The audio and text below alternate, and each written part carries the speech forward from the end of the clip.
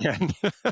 Welcome, everyone, to another exciting show here on Lubrication Across the Nation, brought to you by DGP. That's right, Dynamic Green Products, bio-based and zero compromise. You can find everything you need at changeyouroil.com.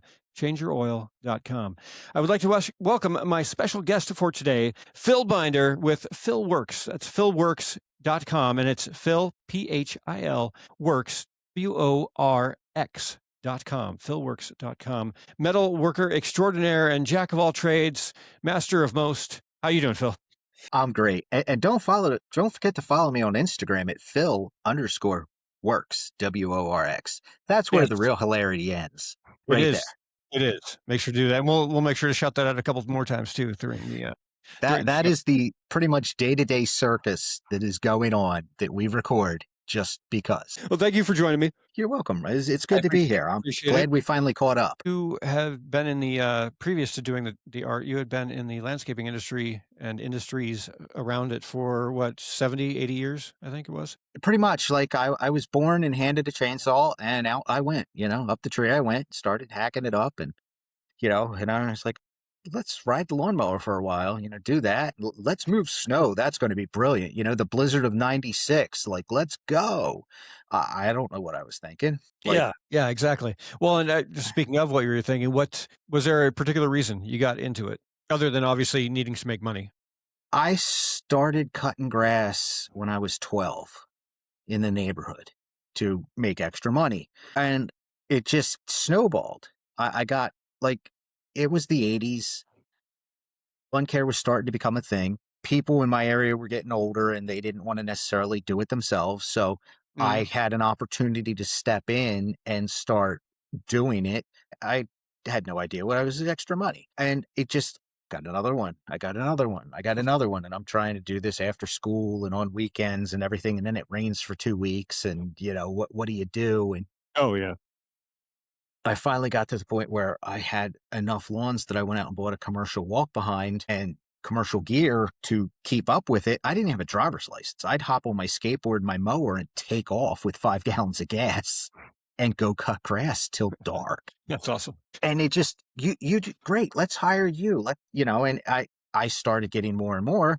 And then once I got my license, I started reading guerrilla marketing kind of thing. Like, how do we do this? I'm like, I'm doing the whole street. And that was you want your grass cut, you're hiring us. Like, we're going to do it all. And I would just hopscotch from block to block, which made the route super dense and made it profitable. And it was great. Like, I could park the truck and we didn't have to move it, it worked out. And that's kind of how I got my start, that I was doing so well with no experience at all, really. I mean, I had grown up with my family, farming and all of that. So sure. Yeah. I had an idea, but I'm like, oh, we're cutting grass. And then I started climbing trees and I took some courses on that and some stuff. And next thing you know, got a tree business, hacking trees down and we're cutting grass this was prior to the internet. There was no internet. There was nothing. So everything was word of mouth, yellow pages, giant sign on the truck, and guerrilla marketing kind of thing. Like, hey, I'm, here doing this. We can help you. We're going to cut your trees down. We're going to cut your grass. We're going to fertilize everything. We do it all. And if someone called and asked for something and we didn't do it, I figured out how to do it. And that was, that worked great for a long time. And then I started cutting back. I'm like, I can't do everything. It was very hard to train people to do everything. So I started cutting back, and I ended up just pretty much doing maintenance, turf care, that kind of thing. And I did that for 20 years. And it was great because with tree care, you'd leave with an empty truck and come home with a full truck, and you had to figure out what to do with it. With turf care, you left with a full truck and came home with an empty truck. It's the reverse. Much better business model. I never really thought about it that way, but it totally makes sense.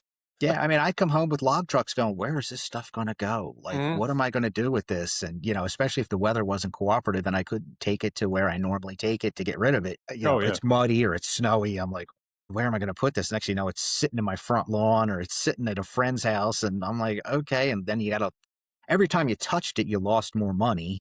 So, and the cost of all the equipment was insane. And so I stopped. A friend of mine bought the company. I'd work for him. I worked for other guys climbing, doing whatever, when I needed to do that. And that worked out great. And I was just happy not to have that amount of iron on the road anymore because it just got out of hand quick. I was like, oh, okay. Which is funny. I just bought a wood chipper last fall. So I now have another wood chipper sitting just for me cleaning up here. But I'm like, why not? Yeah, why not? You got, it's our toys change as we get older. Yeah. I was like, oh, I miss my wood chipper and I'll just get another one. So, I mean, it's a happy little machine. It does what I needed to do. But I just was like, roundy round we go. Well, and you switched over. You're now doing artistry. You're a metal artist. Okay, so how would you describe? Because I see like all different kinds of terms when it comes to metal work. So I see like metal artist and then like metal sculptor work. Like if someone says, "What do you do for a living?" or My tax return says metal sculptor. metal sculptor? Okay, So essentially, I'm a metal artist. I work with metal, predominantly steel, copper, and I'm sculpting it for the most part. I'm either forging it into the shape or I'm welding it, building it up, grinding it back, sculpting it. I'm not casting, I'm not pouring hot metal. I'm physically taking it and adding metal to it through welding processes or riveting or bolting it together and then removing material with grinders and torches and different things to get the final shape I'm looking for. Essentially, I'm sculpting what I'm doing versus someone that makes a sculpture out of clay and then cast it. gotcha. Yeah, okay, yeah, So I gotcha. I'm more of a blacksmith type, get it hot, hit it, that type of, Yeah, that end of the metal work. Because there's so many different variants. I mean, there's people that are like, right. Yeah, I'm a metal sculptor. I'm like, yeah, you're do the exact opposite of what I'm doing, but yet you're still sculpting metal just in a different way. Even like the people that make jewelry and stuff, like some of it, the theory crosses over sure. and the terms they use. And they're like, oh, you make jewelry. I'm like, yeah, no. I swing a 4-pound sledgehammer all day long. Like, Really, really big jewelry. yes, yeah, chunky, real chunky looking. Yeah. Think Fred Flintstone How did chunky. you how did you start getting into that? Did it start off as a hobby, pastime type thing? Um, Were you like working on fixing a part of I your equipment one day and More or less, I learned how to weld when I was 14, 15, somewhere in there. I started welding and taking classes through school or whatever, doing that. I was pretty good at it, and not a lot of people wanted to do it. So I just kept accelerating with that. It carried over into my business they tore something up on a Friday afternoon. I got to weld it. So I started welding for that, creating different gear and improvements on stuff that we were doing. And I always just kept doing it and learning more and more processes and getting better and better equipment. And then I was repairing equipment for other people. So, gotcha. they tear up their wood chipper, I put it back together. They, Mhm. tear up a truck. The other day I had a log truck here. The guy ripped the gate off the back. He's like, can you help me? It's full. I'm like, yeah, I'm home. Like, yeah, I'll meet you at the shop. Let's get it done. And, that I did that forever. But I didn't like the fact that like they blow up their chipper, metal goes through it goes through the chute, whatever. I fix Oh, it, I yeah, yeah. cover it up, like you can't tell I was there. Like my job was to make everything look like it never happened. Which I'm like, this sucks. Like we're spraying over it. Nobody knows I just spent the last 8 hours fixing this. Yeah, the before and after looks the same because it Right. looks Right. So I always had the metalworking thing going on the other side of, what I was doing, because I enjoyed doing it. My father was a woodworker. He was a carpenter. I grew up with doing that. And I yeah. didn't like wood because once you cut it, you were done. Metal, that's too short. No problem. I'll fix that. So I could always add to it, stretch it, move it, do things with it that you just couldn't do with wood. And that was my draw to it. Oh, yeah. And I had always been, dinking around with little things here and there. But I started blacksmithing 15 years ago, and I really enjoyed doing that because I like making things I wanted. Like, oh, I want this. Like the belt buckle I wear every day, I made.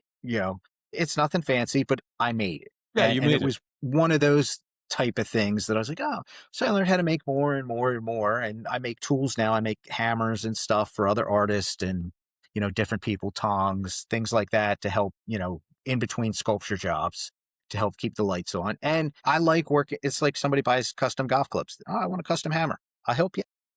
So I have all the gear to do that and have been doing that So, because everybody's like, oh, you shoe horses. No, no, I'm not a farrier. There's another word for that. Yes, I'm like, no, those are lovely people, and I love horses, and I like to look at them. I don't want to work with them because they're ornery.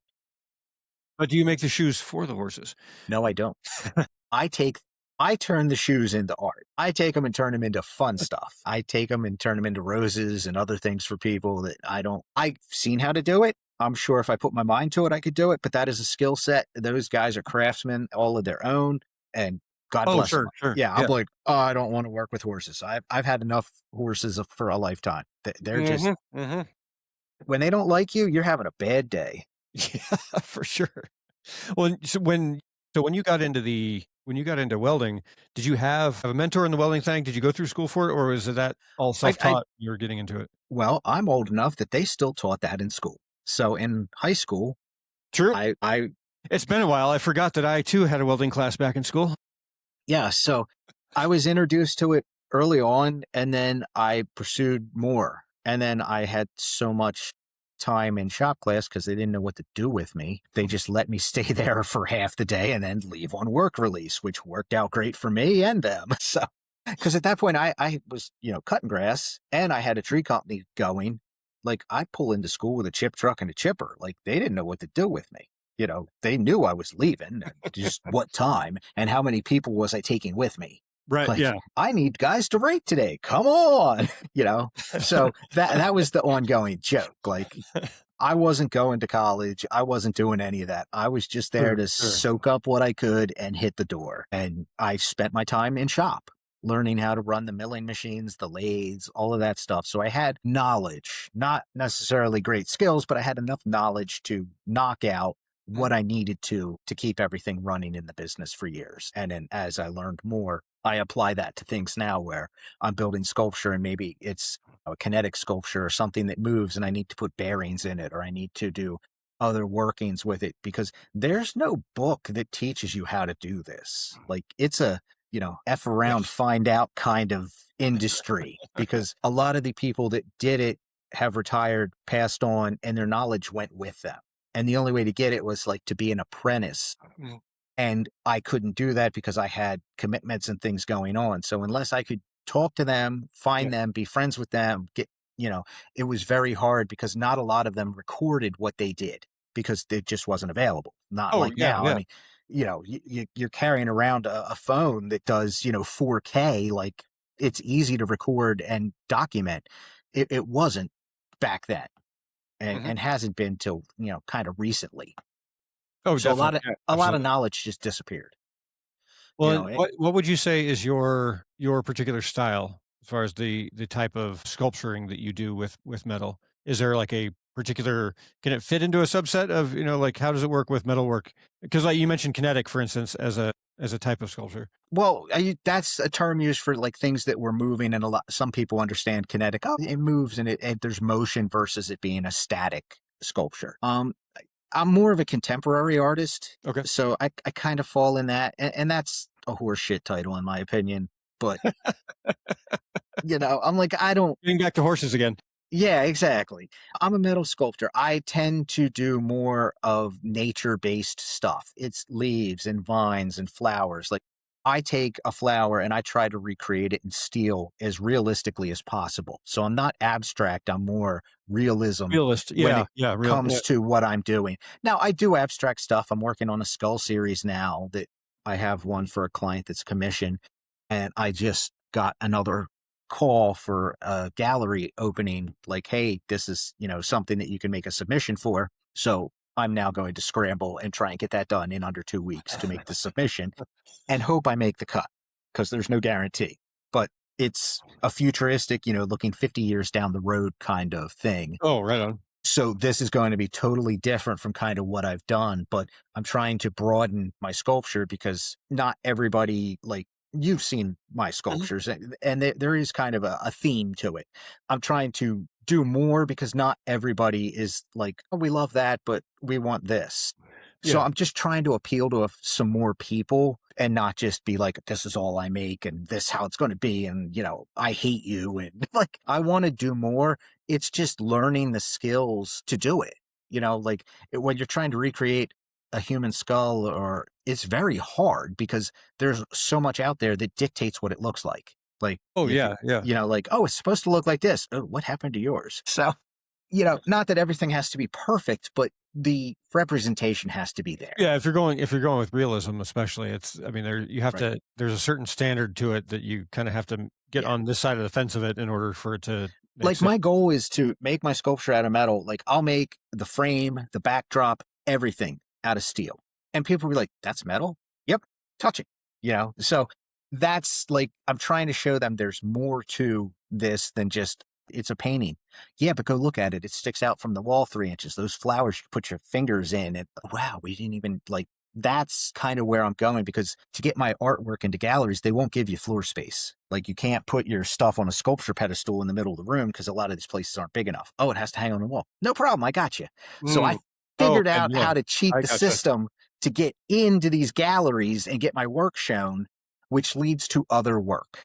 Yeah, yeah. So that has been my biggest challenge is figuring out the game and finding a way to get into the game. So is that a bit in the metal world of things, metal sculpture world? Is it? I feel like there's a bit of a cross reference over into like when you see like say for instance like Paris Fashion Week and people make fun of like the what they're wearing coming down the runway. It's like, well, yeah, that's never going to hang off a rack somewhere. An idea of what that particular person, that designer, is capable of, and the idea is it the kind of the same when you're hanging in a gallery? You have a piece in a gallery and people say, "Oh, I like that, but can you do this?" Like, I'm getting more of that. Some people are bold enough to ask. Some of them are too shy. Some of them don't know that that's an option. So I'm trying to educate them along with, like a lot of people in the art world are retired and they're doing it for fun. And mm, they make what they want to make, whether it's painting barns, it's painting horses, it's abstract, whatever. And they don't care. Like, this is what I want to do. This is what I'm going to do. You walk in and you see 700 pictures hanging in their studio and they all kind of look generally the same. I'm like, who painted what, or right, right. who did. And I'm like, I don't want someone to be like, oh, that's a Phil. Like he did that, I want them to recognize my work, but I want it to be, oh, that's different. So I'm trying to find ways to keep it fresh and move forward. I mean, I've gotten asked to make a few things over the years that I've turned down because it just wasn't my thing. I'm like, nah, that's not what I'm looking to do. Or I don't have the skill set to do it comfortably. Like, nah, this guy would be better. Go to him. That's what he does. I don't cast my work. So if somebody's looking for something like that, I'm like, no, there's people that do that. They're set up. Go see them. They can do it more affordably, on time than me because I'm not looking forward to do that. The art world's a weird place. Like it Mhm. is like you mentioned Fashion Week. Go to an art gallery opening. Like a real art gallery opening. Like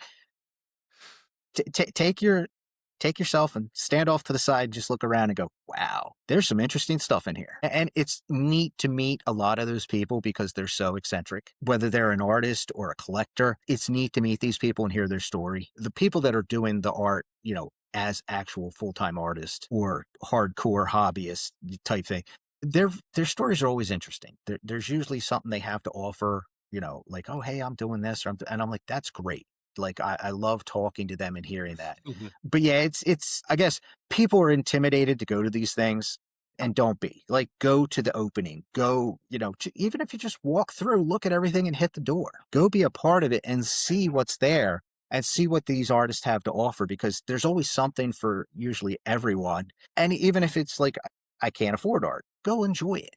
Like that's why it's in the gallery. Go enjoy it. It's a good version of window shopping. Yes. Yeah. And I do the metal work the way I do is because I want the kids to see there's more to this than just paintings hanging on the wall. Like, don't touch that. Dude, you can touch my art. Yeah, it might be a little sharp. You might, get cut on it. The roses have real thorns sticking off of them. They're steel. They're going to get you. But there's more to it, especially Yeah. for the kids that are, the one gallery has a bunch of special needs classes and stuff, and they do a lot with the blind. And they like my Okay. work because it's 3 dimensional. Yeah. So they have pottery courses and all that where the kids can do stuff and get work with their hands. And I'm like, they're welcome to touch, if my art's in the gallery, have at it. Like, try not to drop it, but I don't care. Like if Yeah, something that's something real happens cool. to it, I'm not going to be mad. Right. Yes, that's cool that they have that available. Like, okay, pottery is an obvious one, but like the metalwork, I mean, that's got to be a whole different scenario for when someone is going solely by touch. I mean, that's got to be a really cool experience. Yeah, I'd gotten some feedback on that, and I'd like to, help some more with that, but it's something we're still exploring and trying to figure out how to make it work for everybody. What can they do to expose them to another form of art that they could do? Some of the stuff that makes it's amazing. I'm like, how did you make that not being able to see? And I Right. was like, wow, like it just mind boggling, but they can feel and like their spatial relationship with their fingers. That's amazing. Like I was so impressed with some of the stuff that these kids have come up with and even adults like that take some of the courses and I'm like this is wild. So that's why I make a lot of the things I do is I want people to be exposed to it and see it. And there's more to art than just the stuffy painting and don't touch it. And I'm like, come on, like I'm doing more outside sculpture now. And That was gonna be my next question for you as far as the when you talk about sculpture and kind of like functional, I mean, obviously functional sculptures, so like, like water fountains or like a candle holder, things like that. But in my mind too, though, I've always seen, obviously, maybe it's coming from the landscaping world, but seeing outdoor sculptures, like I love seeing outdoor sculptures used in yards as part of that function, as part of the landscape itself, and not just here it is, it's on a pedestal somewhere, but like it's part of that atmosphere. right. I mean, growing up, it was like you worked out on these estates and they had the giant fountain when you pulled in the driveway. It was this, big thing squirting water. And I'm like, okay. Yeah, and a lot of those are being replaced with different sculptures. People are Yeah. putting something different out there. And that's awesome.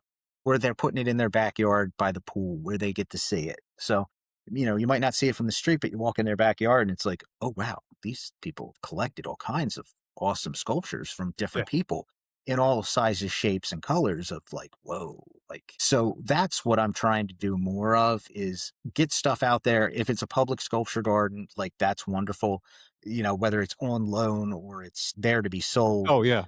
Um, it's always for sale. I always want to sell it, but sometimes you loan them stuff so that they can see it and it can be there. And then, you go fetch it when it's done. But it's it's a whole different group of politics with that. A lot of people collect sculpture now and they're putting it out in their yards and they're doing things with it. And the trick is trying to find the happy medium of what they can afford, what you can provide them. It's going to hold the test of time. It just Oh, yeah, yeah. there's different people doing different things outside, and some of them have, a couple year life expectancy. Some of them can last indefinitely. So you have to watch, like, what is the final goal for this product? Is it, oh, it's only supposed to last through this show and this, and then whatever, or is it something that we want to sit out there for the next 50 years? Yeah. Now, So if it's an aspect of like that, I mean, do you coat them with anything? Do you treat them with anything as far as if it's gonna be a long-term sculpture, or does it just depend on the material you use at that point? it depends where it's going, what the outcome is. Sometimes just a rust patina is okay, but you make it out of thicker steel so that it's going to stand the test of time. Sometimes we oil it. Like your bio-based products are great because you can oil something and then go maintain it periodically throughout the season or years, depending on what the desired outcome is. Or we powder coat it, paint it. Like, Sure, sometimes yeah. you go send it and have it galvanized and then you paint over that. Or you make it out of stainless so that it holds up and you can paint or powder coat stainless or just leave it natural. There's ton of ways to get from A to B, but knowing what the outcome is before you start makes a big difference. Yeah, for that. Well, then how do you go about, because in this, in the trades industry, one of the biggest hurdles that everyone comes up on is pricing, right? Like it's everyone's always, you see them in the different forums, like, hey, what are you guys getting in your area, or what are you pricing this?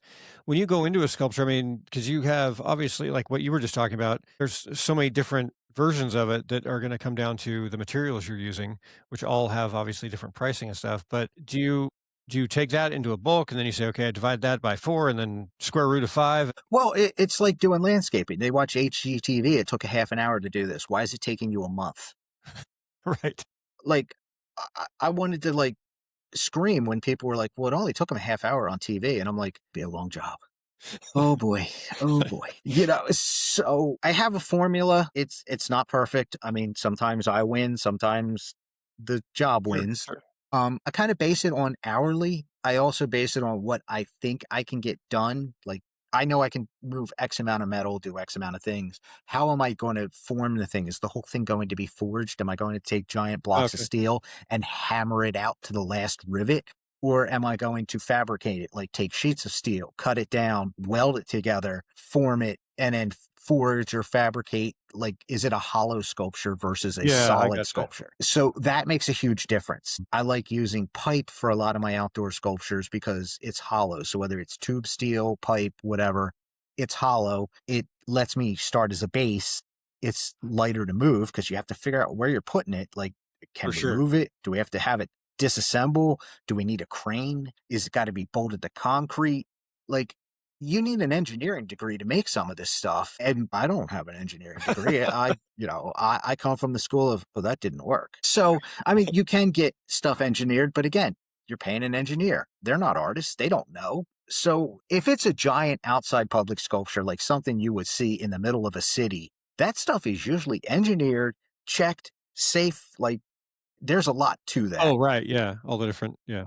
But if I'm making something for someone's, backyard or whatever, I take into effect, like, is a kid going to climb on this? Is it going to fall over and hurt them? Like, what is the outcome here? And kind of build it around that to like doing outside public sculpture. Like when I make something, I look at it like, can it fall on a child and hurt them? Like, what do I have to do? Because a lot of these, you're not allowed to pour concrete to set them. They're freestanding or whatnot, Good point. and it's temporary. All of that comes into what you're building, and it's hard because you don't know exactly what the outcome is. So it's like, yeah, I want to build, this 12-foot tree. What am I anchoring it to? I can't. So, okay, well, I'll take a branch off of it, or I'll take elements and scatter them about Yeah, or change it whatnot. up. So, Do you ever take, like, the, kinda do you ever do a reverse engineer on that where someone says, like, "Hey, I have $5,000 and I want whatever it is," like, "I want a peacock in my yard." right. Yes. Well, it's always, what's your budget? What are you looking for? How big? Kind of what do you have a picture? Do you have some sort of, something in your head? Like you have to play detective to figure out what they want. Like it's like when they tell you, I want a swimming pool in my backyard. Well, what kind? Right. It's like, do you want the drop in fiberglass swimming pool or do you want the $3 million Venetian swimming pool? Like, "I want my yard landscaped with some flowers and bushes." Like, "Okay." great, great, yeah. Do you have a neighbor's yard you like? Like, could we at least get a hint? Yeah, You know, exactly. Can you give me the name and the address of the neighbor that you got this idea from because you were at their party a couple of weeks ago? I did a commission for a client. They gave me an upright piano and they're like, turn this into a piano sculpture. And I Okay. was like, cool. I got all the keys, I got all the pins, the tuning pins out of it, some of the steel, the foot pedals. Like, so I got a box of junk and I turned it into a sculpture for them. And there was no, like, I had to engineer, like, how do you put the keys in? The keys are wood. You can't just weld them in. I had to build a structure to put them on.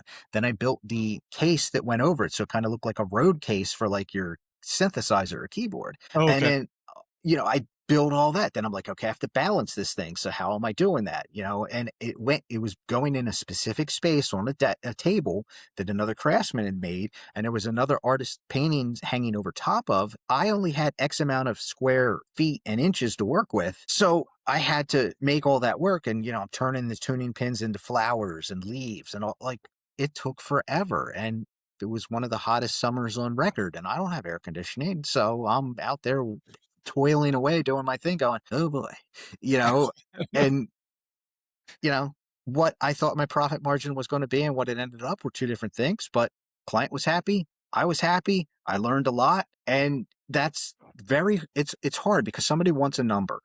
Can you do this job? Right. Yes. How much? And then is there any wiggle room on that number? Usually not. If a client says I got, 5,000 to spend, they got 5,000. you know and does it need a footing? Does it need this? Does it need an electrician to bring lights out to it? Like, whose pocket does that come out of? Like, I've had people ask for things thinking, "Oh, I saw this on Home Goods or whatever, and it was only 50 bucks. Can you make them for me?" And I'm like, what? Like, there's more than $50 in metal. Well, no, they're selling it for, I'm like, that's stamped out car fenders, or like, that's Right. junk. Yeah, yeah. That's where I So was saying about, like, with the materials and people are talking, when folks these days look at, And like, well, a super simple example. I remember I made some bracelets for some friends of mine back years ago, and it was just like the little friendship bracelet type, things. I made it for them, and they were like, "Oh, these are great." It was something I used to do when I was watching TV, just keep my Right. hands busy. And they're like, "Oh, these are great. You should make these and sell these." And I started laughing. I'm like, "No," and they're like, "Why?" Like, it took me like 4 hours to make one. Right. Even if I went with like minimum wage, no one's going to pay, whatever that is, like 50, or I mean, not 50, but like, say it was like, 750 an hour Yeah. times, times 4 hours. I mean, you're looking at $30. Like, no, nobody's gonna pay. Most of my job at this point is setting people's expectations. Like, what is their expectation for the project? Like, if they see something and they buy it out of a gallery or buy it off of me directly, it's already made. They see it, they see the Yeah, price, they're either happy with it or they're not. Like, I've had people look at stuff, go, I love your work. I can't afford that. And I realize not everybody can afford what I do. I try to make more affordable things, like kind of like the 300, the 500, the $1,000 price point. Like, if you're putting stuff in a gallery, there's two schools of thought. There's, the ones that are like, hey, we want this to sell and keep the ball rolling. So, hey, is it under $1,000? And then there's the ones where the sky's the limit. Is it going to sell? Nothing, but the gallery needs you to sell your stuff to make money. So they want things in there that sell. sure. So it's kind of, like you can price yourself out of the market. So like if you're doing I call them tent cities. Like you see the tent city in the park pop up and they're doing an art show or whatever, and you're all set up and everybody's in there and the average painting is, $250 and you've got a piece of sculpture. Your cheapest one's 5 grand. I'm not selling much. Like you have to know your audience, and the Yeah. casual person walking through buying stuff is not going to buy that. So I do smaller stuff that's, under $500, to try and have something for everyone. Yeah, yeah. So What is something like what is your like, give me an example of what that would be as far as some of the smaller pieces that you do as kind of So one-offs? I do like, a dogwood branch or something that, it would hang on the wall. So it's the sculpture, the Okay. leaves, the flowers, all of that, depending on the finish, whether I powder coat it. Like I have one I dipped it in, I chromed it. So it's chrome Oh, powder coat. So it's interesting. wild looking and Yeah. it's very bright and all that. But I'm like, you don't ever see a dogwood branch that's chrome. Yeah. So, but I do a lot of flowers, roses, and stuff that are smaller tabletop sculptures that are more affordable that way. So somebody could pick it up and like, oh, that's beautiful. Like that. That's kind of what I'm trying to do for the bulk of the people. Like I realize not everybody can fork out tons of money. Sure. And that's hard when you're making something is how big do I go? Who's going to buy this? If I'm building it on spec for a gallery, I'm footing the bill. I might look at this thing for the next 10 years. So if I'm making something like that, I make sure I like looking at it. Yeah. Well, So and I it, think that, doing those smaller pieces too would, is a good idea just for the sake of getting your name out there too, because someone sees it in someone's house and goes, "Oh, where'd you get that?" "Oh, I got it, here. It's Philworks. Here's the card," or, yeah. whatever. But and then they see all the other work you do. So I mean, it's a great foot in the door as well. Yes. Well, that's it. I mean, I even, I make, bottle openers and stuff for people. Like sometimes I just crank out a bunch of them. I throw them in the drawer. And when I go to something, I lay them on the table. I'm like, hey, here's a bottle opener, like that was hand forged or whatever. So it's like you can get something for, $50 or whatever, or less, depending on what it is, but it gets something, get something in their hand. Like that's the goal is put something in their hand.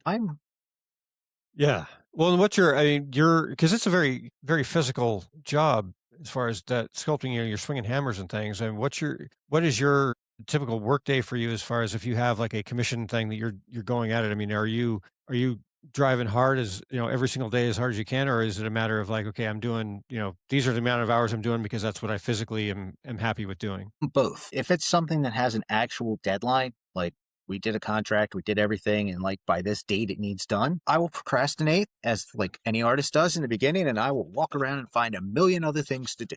I'll be out weeding a flower bed when I'm supposed to be working. Look at this pretty flower. I will find any way possible to screw off and not get started. And then I'll go, that's due. Okay. And then I go into panic mode, especially if it's something I've never made and I don't have an answer. Like if I know I've made it, no problem, we'll crank that out. Doesn't work, but in my head, during the summer when it's super hot, I might get in, 3 or 4 hours a day. In the winter, like it's been super cold up here. I was getting in no hours because it wasn't worth going out there trying to turn everything on and, thaw it out and then try to, my anvil is 9 degrees. You put hot metal on it, it's going to suck the heat out immediately. So you're not going to get the work done Oh, and the gotcha. Yeah. Yeah. Yeah. productivity out. It's like, is it worth turning the lights on today? Like, Yeah. what are we going to do? That's something I've never I mean, it totally makes sense when you said it, but something I'd never even thought about is like, if it's, you think like your automatic thought is like, oh, if it's cold, it's great. Cause then you're like you're staying warm because of all the heat and stuff. You don't like the anvil is a great example. Like never Yeah. in a million years would have thought about that being a factor. Right. You pick up a pair of tongs with a wet hand and they freeze to your hand. And I mean, we haven't had a winter this miserable in a long time, but True. it's a thing. Like, it does happen. And I mean, there were days I was like, I'm going out and work today. Like, I fire up the fireplace, get warm, and go out there, and I make progress, but not the progress I wanted to make. But sometimes you just got to get out there and go. I was like, Well, does Phil have a like one of those projects where you're like, yeah, if I had nothing else to do and I could just focus all my time, like, do you have like a dream project thing, a sculpture of sorts that you've like always wanted to take on? yes, I want to do a set of gates, of course, for my place, but they're two 10-foot gates that are all woven together. Like, Gotcha. yeah, I'm slowly getting the steel. I will do them. I'm just trying to find the time Hmm. to do them. And it's not even so much building the gates, it's the footings, all the mechanical For sure. rigmarole that's kind of like, oh, I got to pour concrete. Like, it's all the stuff that I don't want to do, but I don't have the money to sub it out. In an ideal world, I just call the concrete guy and be like, hey, I need this. Here's the template. Like, Oh yeah, yeah, sure. so that's my like wish list thing. And then there's some other smaller sculptures and things, but that would be like if somebody was like, everything's paid for, what are you making next? That. That would Like, be it. that would be it. And that's Well, it's kind of funny because I've thought many times when, because my wife and I have talked about buying, property. Eventually, we want to buy property and just kind of be, out somewhere where we can just kind of have our space and have some, some animals and a nice big garden and not go completely off grid, but be self sufficient, to a right. certain Yeah. extent. And but one of my key factors in the thing is like I don't know why, but for some reason, maybe I'm sure it's because of movies or things or whatever. But one of my like quantifiers of it is I want to have a place where I can have a really cool gate. Like that's always been like one of my things. Like I don't want it to be right off the road where it's like, like there's a post office box or the mailbox. And I then, like, want a couple of gears that I shift on the way up the driveway, yeah, like I want to be like out far enough to where like someone, it says, no trespassing, all these things. And people still go up the little road to see what's there. And then they come around a corner and there's like, Yeah. this Yeah. fortress gates. Hey, thanks for stopping by. Here's the phone number. Feel free to call us. We may or may not answer. Begin Yeah. backing down now. Please turn around and come back later. Yes, I would love to be there. That's hey, I hit the lottery and have a blank check kind of wish. And, that's hopefully someday we'll be there. Right now, I'm not. But I do love the gates. I like to say a lot of the stuff I make, I can't even afford. I would, I'm making it for somebody else. Like, Sure. I would love to afford me, Right. Yeah. There you go. you know, and That and needs that's to be pretty much that needs to be on a shirt with the Phil Works logo. but that's pretty much every craftsman, like you put in this beautiful kitchen. I That would is love true, one yeah. of these kitchens. Well, why don't you do it? I can't afford me. Yeah. Yeah. It wasn't sitting in my garage and I happen to have all these things. I just make them. Yeah, I'm Yeah. going to be an industrial model because I'm out there like either I'm pushing my artwork or I'm pushing, like, hey, this company's helping me with this or that. It's nonstop. And I'm like, this is not exactly what, I didn't learn this in art class. Well, speaking of industrial model, part of the backing of this show and why I'm wearing all of this craziness. Uh, I thought you were NASCAR. it's a perfect segue into Right. Well, real life use. Like, I took this out, I used it this weekend. It made my life better. I try to work with brands that way. Like, I don't want everything that comes down the road. I don't care. I don't want it. If I don't believe in it, you're not going to see it. right. You know, Right. like if I don't believe in it, you ain't saying it. Like, I'm not Yeah, just like, exactly.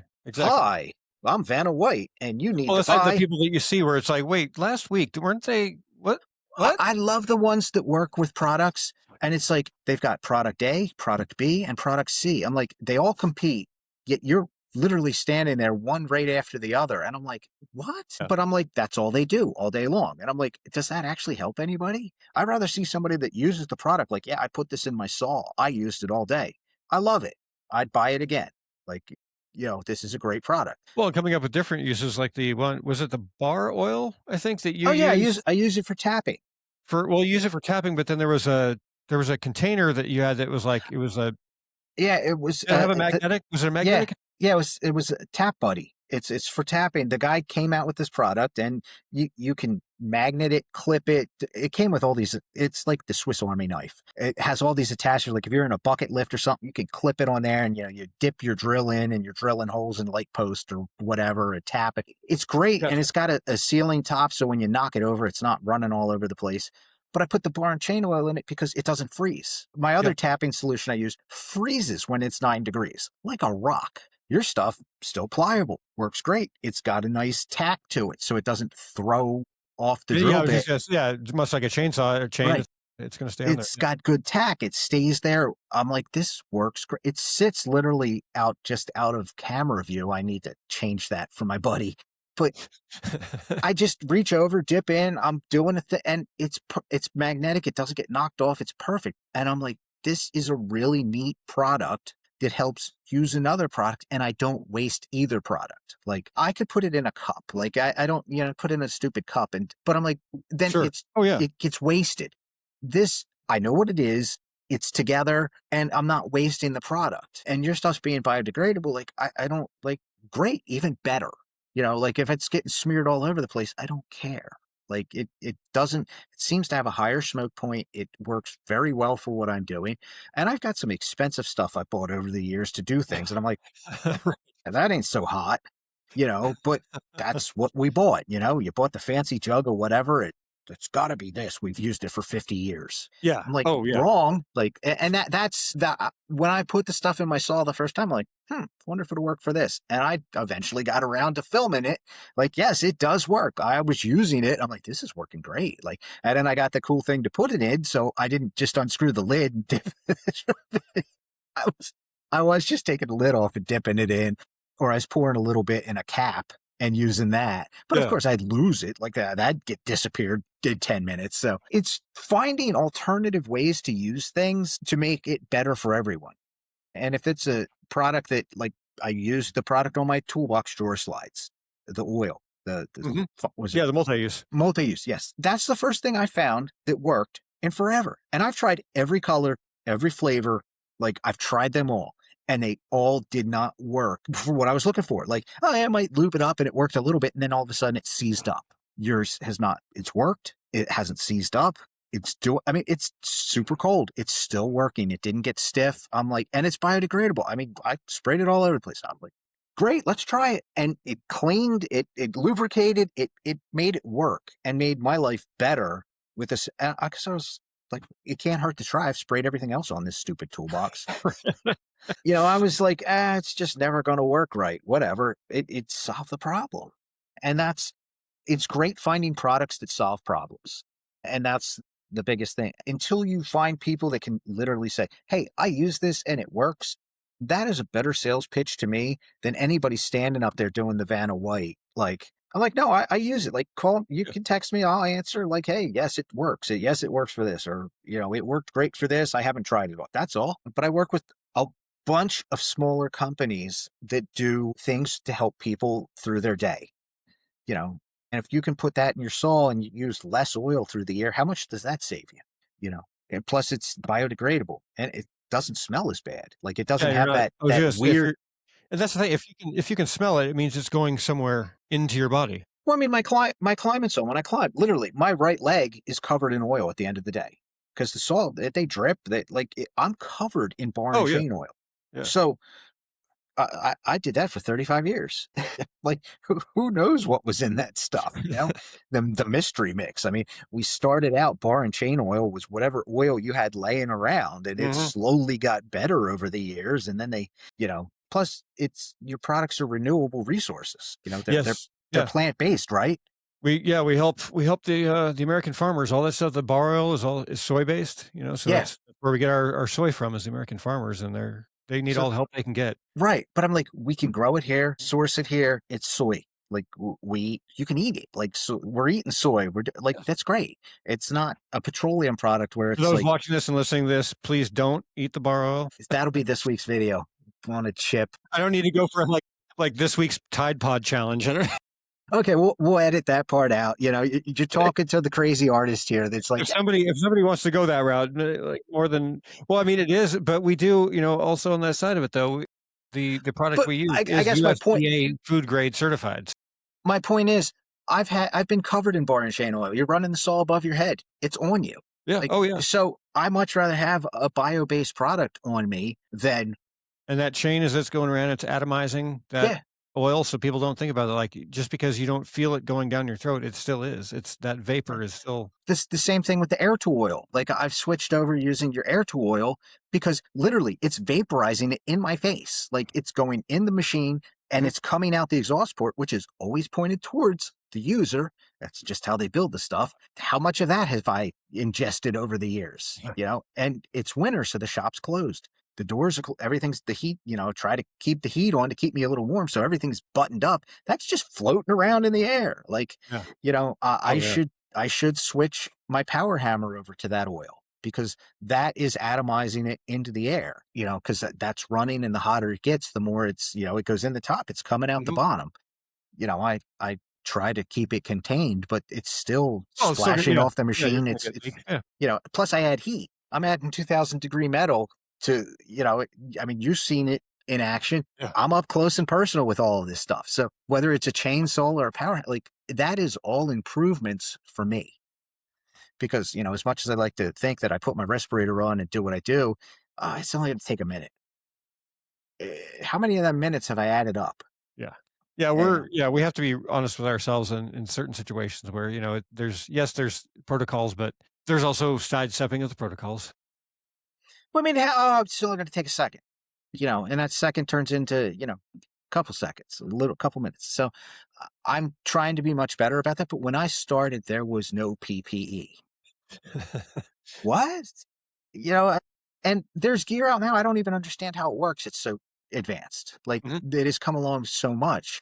And I was like, but why wouldn't the oils come along? Why wouldn't the other things we use progress Yeah. with it? Which is great to see you guys Especially when doing that. it's a simple process. You don't have to change out a whole bunch of things. You just take a different bottle. That's all it is. Some days, I mean, we go through gallons of stuff. Yeah. Like when you're out there logging, like you're just sitting there with that saw in your face all day long Mhm. and doing your best to hang on. And that's your job. You're the guy bucking up the logs or cutting up firewood. God help you. Yeah. It's right in your face. Yeah. So anything you could change in that is, I think you need to. Not doing it, we're already trying to make the environment better. Let's try to, make it better for ourselves. Stop with the, I'll just man up and do it. Put the stuff in there, whether it's for you, your guys, whatever. Knowing that, oh, I spilled some bar and chain oil. Well, you mop it up, but I'm like, it's soy. It's no big deal. Yeah, and that's where we go with, one of our tagline is performance, people, and planet, and that's the three key tenets that we're going after. We want it to perform the way it's supposed to, but then also take care of the people on the planet at the same time. I mean, it's a win all the way around. There's no negatives on it.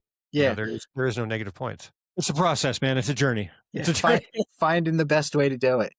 Speaking of the journey, we should probably end this journey, finish things up here. Absolutely. But I really appreciate you coming on the show. No Thank you so problem. much for it. Once again, how can people find you, Phil, and get a hold of you? You can find me online at philworks.com, PHILWORX.com. You can find me on Instagram at Phil_works, WORX. That's probably the best way to find me. That's where the most entertaining and things being set on fire is if I'm not And doing the push-up challenge. you are, yeah, right. If you are watching and or seeing this, whichever way you're taking this in, if you look at the description of this, whether it's on YouTube, on Spotify, wherever, I will put those contact items in the description as well. So if you're listening to this, just look at the description. If you're watching it, same thing. Just look at the description and it'll be in there. There's a YouTube channel too, Phil Works. It's sketchy at best. All the better to watch. We're making it better for 2026, but there's a bunch of shorts and a bunch of cool little clips on there of, Awesome. little things. But Thank you so much for having me on. It's been great talking with you. But make sure to also change your oil dot for all of your DGP needs, and also like and share and whatever else for this podcast, this amazing lubrication across the nation podcast, and my other arbor underneath under the canopy. Good Lord. With my Yes. arborist friend, try to say everything at the same time, with my arborist friend, Mark Goldberg, who is the author of An Arborist Point of View from Under the Canopy. That's where we're going with that one. I was hoping Slick Lubricante was going to show up. Yes, Slick Lubricante is, you can find him over on TikTok. That's a whole nother world. All right. We're getting out of here, people. We'll catch you on the flip side. See ya.